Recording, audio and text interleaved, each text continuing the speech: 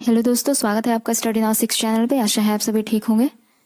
तो आज की क्लास में हम लोग हिंदी साहित्य से संबंधित 50 प्रश्नों वाली प्रैक्टिस सेट को देखेंगे। ठीक है, सभी प्रश्न यहाँ पे महत्वपूर्ण रहने वाले हैं, ध्यान दीजिएगा और अंत तक जुड़े रहिएगा। पहला प्रश्न है, निम्नलिखित में से किसने हिंदी साहित्य का इतिहास नहीं लिखा है? इनमें से किसने हिंदी साहित्य का इतिहास नहीं लिखा है? तो डॉक्टर नगेंद्र ने हिंदी साहित्य का इतिहास नहीं लिखा है। आचार्य रामचंद्र शुक्ल के इतिहास ग्रंथ में कालों के नामकरण का आधार क्या रहा? आचार्य रामचंद्र शुक्ल के इतिहास ग्रंथ में कालों के नामकरण का आधार क्या रहा? अर्थात आपको पता होगा कि आचार्य रामचंद्र शुक्ल ने अपने हिंदी साहित्य के इतिहास को 4 कालों में विभाजित किया है। ठीक है, आदिकाल, पूर्व मध्यकाल, उत्तर मध्यकाल और आधुनिक काल। इसके बाद उन्होंने हर एक काल की प्रवृत्ति अर्थात उस काल की विशेषताओं के आधार पर भी नामकरण किया। जैसे आदिकाल को इन्होंने वीरगाथा काल कहा, क्योंकि आदिकाल में वीरतापरक रचनाएं रची जा रही थी। पूर्व मध्यकाल को इन्होंने भक्ति काल कहा, भक्तिपरक रचनाओं के कारण। फिर उत्तर मध्यकाल को इन्होंने रीतिकाल कहा। उसी प्रकार आधुनिक काल को इन्होंने गद्यकाल कहा। इस प्रकार आचार्य रामचंद्र शुक्ल के इतिहास ग्रंथ में कालों के नामकरण का आधार क्या रहा? तो युग प्रवृत्ति। अगला प्रश्न देखते हैं, भारतीय साहित्य की भूमिका के लेखक कौन रहे? भारतीय साहित्य की भूमिका के लेखक कौन रहे? तो रामविलास शर्मा रहे भारतीय साहित्य की भूमिका के लेखक। अगला प्रश्न है, हिंदी साहित्य का आधा इतिहास निम्न में से किनके द्वारा रचा गया? तो हिंदी साहित्य का आधा इतिहास नामक ग्रंथ के रचयिता रहे, या फिर कहे तो रचयिता रही डॉक्टर सुमन राजे। ठीक है, हिंदी साहित्य का आधा इतिहास ग्रंथ की रचयिता रही डॉक्टर सुमन राजे। डॉक्टर सुमन राजे चौथा सप्तक के 7 कवियों में एकमात्र कवित्री रही थी। ठीक है, डॉक्टर सुमन राजे चौथा सप्तक के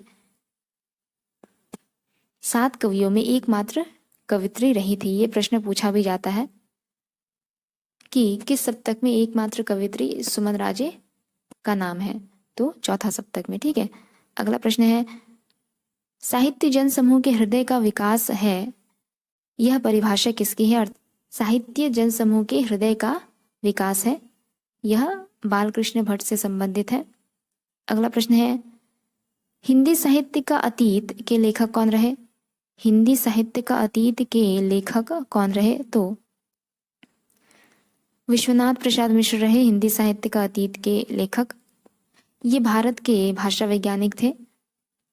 हिंदी भाषा के ऐतिहासिक एवं तुलनात्मक अध्ययन में इनका महत्वपूर्ण स्थान रहा। ठीक है, हिंदी भाषा के ऐतिहासिक एवं तुलनात्मक अध्ययन के क्षेत्र में विश्वनाथ प्रसाद मिश्र का एक महत्वपूर्ण स्थान रहा है। अगला प्रश्न देखेंगे, हिंदी भाषा का उद्गम और विकास के लेखक कौन रहे? तो हिंदी भाषा का उद्गम और विकास के लेखक रहे डॉक्टर उदय नारायण तिवारी। डॉक्टर उदय नारायण तिवारी हिंदी भाषा का उद्गम और विकास के लेखक रहे। अगला प्रश्न देखेंगे, हिंदी गद्य के उद्भव काल में संस्कृत निष्ठ हिंदी का पक्ष किसने लिया था? तो हिंदी गद्य के उद्भव काल में संस्कृत निष्ठ हिंदी का पक्ष राजा लक्ष्मण सिंह ने लिया था। हिंदी गद्य के उद्भव काल में संस्कृत निष्ठ हिंदी का पक्ष राजा लक्ष्मण सिंह ने लिया था। अगला प्रश्न देखेंगे, कलचूरी राजवंश की 7 नायिकाओं के नक्षिक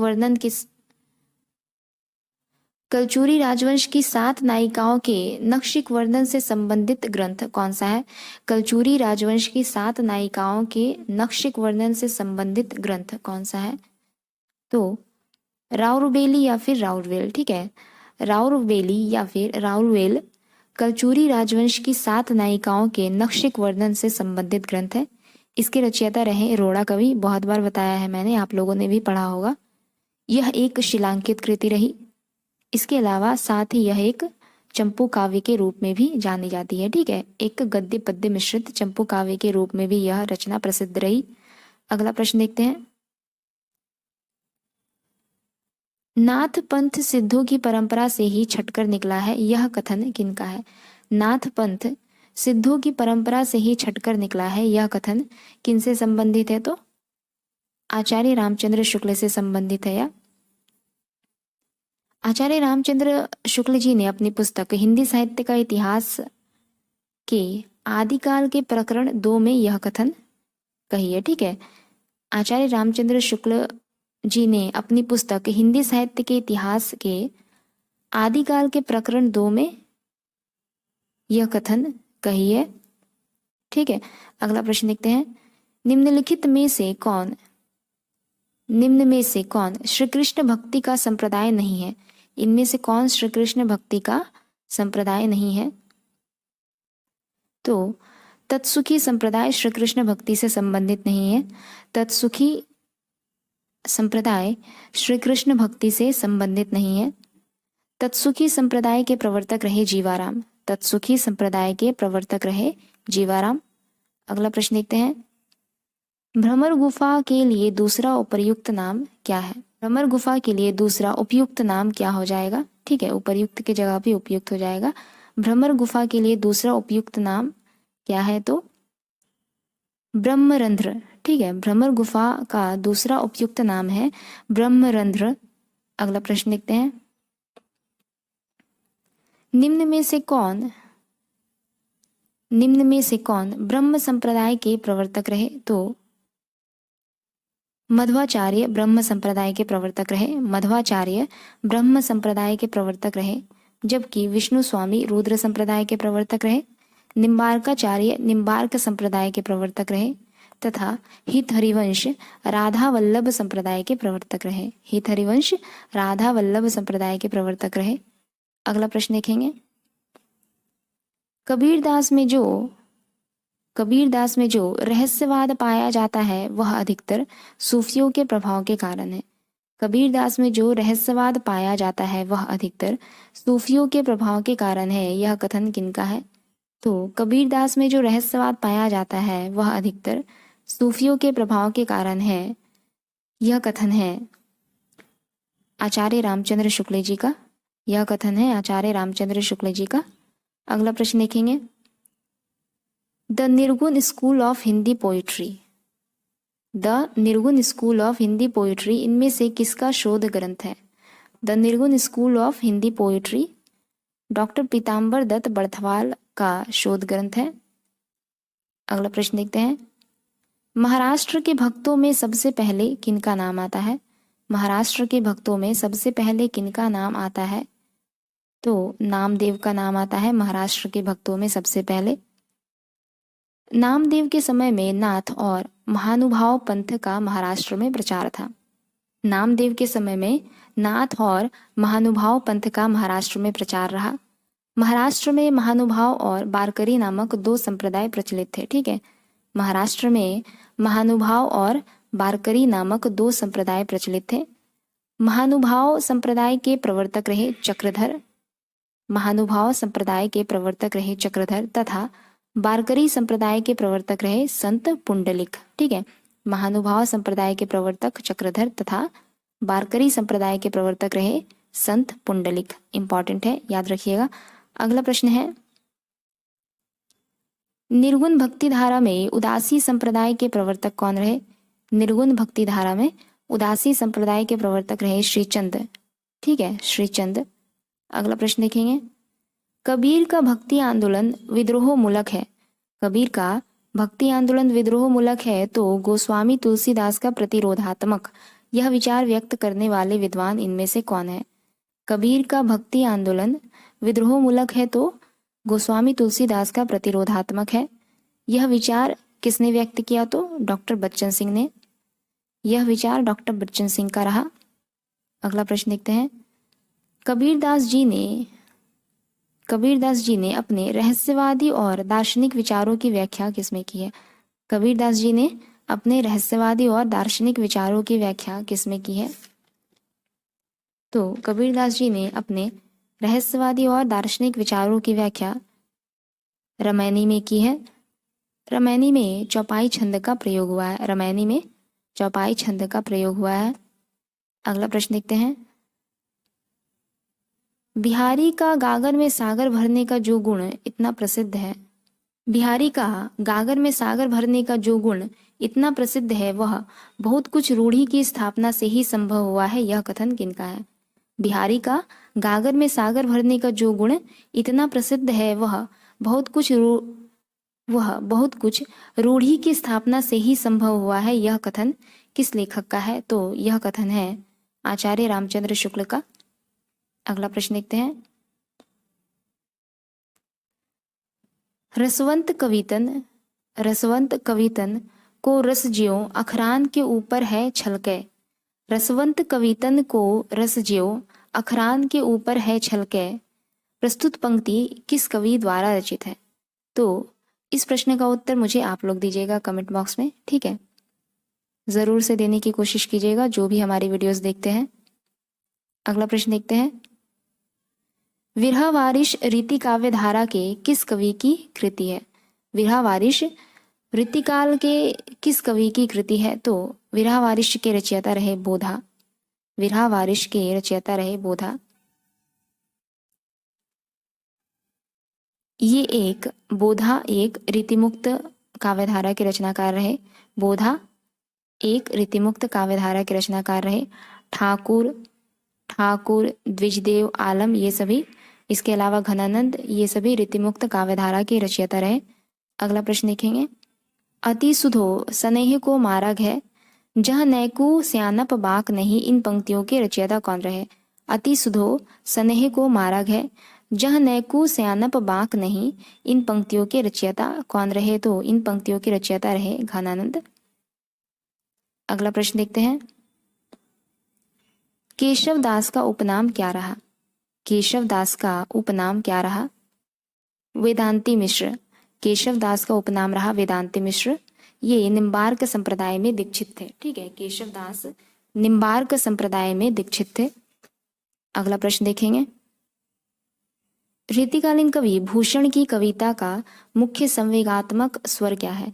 रीतिकालीन कवि भूषण की कविता का मुख्य संवेगात्मक स्वर क्या रहा? तो प्रशस्तिपरक। रीतिकालीन कवि भूषण की कविता का मुख्य संवेगात्मक स्वर रहा प्रशस्तिपरक। भूषण वीर रस के कवि है, ठीक है? भूषण वीर रस के कवि रहे। चित्रकूट के सोलंकी राजा रुद्र ने इन्हें कवि भूषण की उपाधि दी थी। चित्रकूट के सोलंकी राजा रुद्र ने इन्हें कवि भूषण की उपाधि दी थी। अगला प्रश्न देखेंगे। ब्रजभाषा के श्रृंगारी कवियों के परंपरा में ब्रजभाषा के श्रृंगारी कवियों की परंपरा में इन्हें अंतिम प्रसिद्ध कवि समझना चाहिए। रामचंद्र शुक्ल ने यह तथ्य किस कवि के बारे में लिखा है? ब्रजभाषा के श्रृंगारी कवियों की परंपरा में इन्हें अंतिम प्रसिद्ध कवि समझना चाहिए। रामचंद्र शुक्ल ने यह तथ्य किस कवि के बारे में लिखा है? तो रामचंद्र शुक्ल ने यह तथ्य द्विजदेव के बारे में लिखा है, ठीक है? रामचंद्र शुक्ल ने यह तथ्य रीतिकालीन कवि द्विजदेव के बारे में लिखा है। अगला प्रश्न देखेंगे। निम्नलिखित में से प्रबंधात्मक रचना है, इनमें से प्रबंधात्मक रचना कौन सी है? तो हिम्मत बहादुर विरोधावली एक प्रबंधात्मक रचना है, पद्माकर द्वारा जो रचित है। हिम्मत बहादुर विरोधावली पद्माकर द्वारा रचित एक प्रबंधात्मक रचना है। इसमें 211 छंदों में हिम्मत बहादुर का शौर्य वर्णन किया गया है, ठीक है? इस प्रबंधात्मक रचना में 211 छंदों में हिम्मत बहादुर के शौर्य का वर्णन किया गया है। अगला प्रश्न देखेंगे। कौन सी रचना मात्र पिंगल छंद निरूपक है? इनमें से कौन सी रचना मात्र पिंगल छंद निरूपक है? तो वृत्त विचार एक पिंगल छंद निरूपक ग्रंथ है। वृत्त विचार मात्र पिंगल छंद निरूपक ग्रंथ है, जिसके रचयिता रहते हैं सुखदेव मिश्र, ठीक है? जिसके रचयिता रहे रीतिकालीन कवि सुखदेव मिश्र। अगला प्रश्न देखेंगे। कौन सी रचना रस नायिका भेद निरूपक नहीं है? निम्न में से कौन सी रचना रस नायिका भेद निरूपक नहीं है? तो पद्माभरण रस नायिका भेद निरूपक नहीं है। पद्माभरण रस नायिका भेद निरूपक रचना नहीं है। अगला प्रश्न है। निम्न में से कौन सर्वांग विविध काव्यांग विवेचन आचार्य है?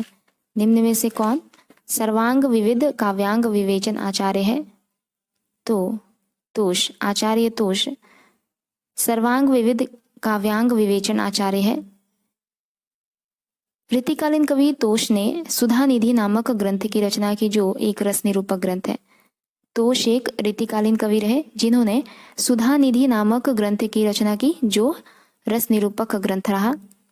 अगला प्रश्न देखेंगे, रीतिकाल लगभग कितने शताब्दियों तक चला? रीतिकाल लगभग कितने शताब्दियों तक चला? तो 2 शताब्दियों तक चला रीतिकाल, संवत 1700 से संवत 1900 तक। ठीक है, अगला प्रश्न देखते हैं, बिहारी अकेले कवि है जिन्होंने ग्रामीण संस्कृति के विरुद्ध घृणा की अभिव्यक्ति की है, यह कथन किनका है? बिहारी अकेले कवि हैं जिन्होंने ग्रामीण संस्कृति के विरुद्ध घृणा की अभिव्यक्ति की है, यह कथन किनका है? तो यह कथन रहा डॉक्टर बच्चन सिंह का, यह कथन रहा बच्चन सिंह का। अगला प्रश्न देखते हैं, रीतिकालीन कवि मतीराम द्वारा रचित ग्रंथ ललित ललाम किस प्रकार का ग्रंथ है? रीतिकालीन कवि मतीराम द्वारा रचित ललित ललाम किस प्रकार का ग्रंथ है? तो यह एक अलंकार ग्रंथ है। ठीक है, यह एक अलंकार ग्रंथ है।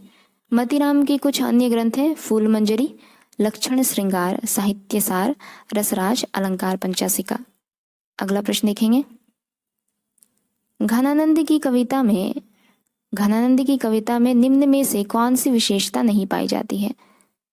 घनानंद की कविता में संध्या भाषा नामक विशेषता नहीं पाई जाती है। घनानंद की कविता में संध्या भाषा की विशेषता नहीं पाई जाती है। अगला प्रश्न है, निम्न में से कौन कवि और आचार्य दोनों रूपों में प्रतिष्ठित रहे?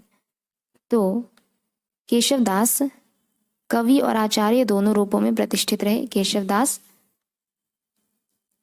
कवि और आचार्य दोनों रूपों में प्रतिष्ठित थे। अगला प्रश्न देखते हैं, निम्न में से किस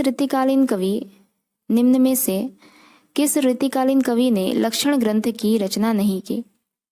तो बिहारी लाल ने लक्षण ग्रंथ की रचना नहीं की। रीतिकालीन कवि बिहारी लाल ने लक्षण ग्रंथ की रचना नहीं की।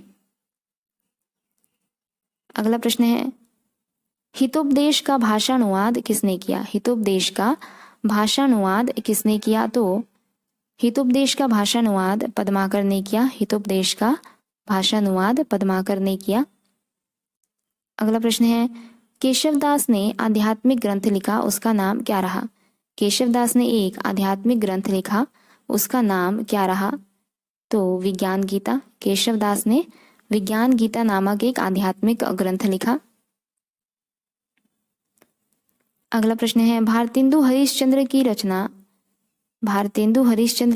हिंदी भाषा का प्रकाशन वर्ष क्या रहा? भारतेंदु हरिश्चंद्र की रचना हिंदी भाषा का प्रकाशन वर्ष रहा 1890 ईस्वी। भारतेंदु हरिश्चंद्र की रचना हिंदी भाषा का प्रकाशन वर्ष रहा 1890 ईस्वी। अगला प्रश्न है, भारतेंदु जिस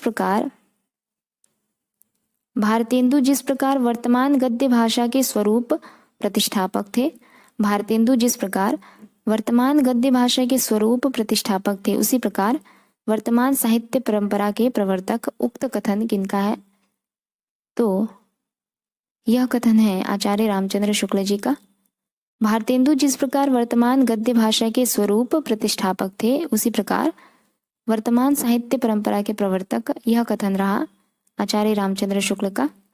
अगला प्रश्न देखते हैं, भीतर भीतर सब रस चूसे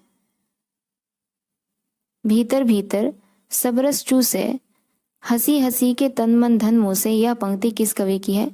भीतर भीतर सब रस चूसे हंसी हंसी के तन मन धन मोह से, यह पंक्ति किस कवि की है? तो यह पंक्ति रही भारतेंदु हरिश्चंद्र की।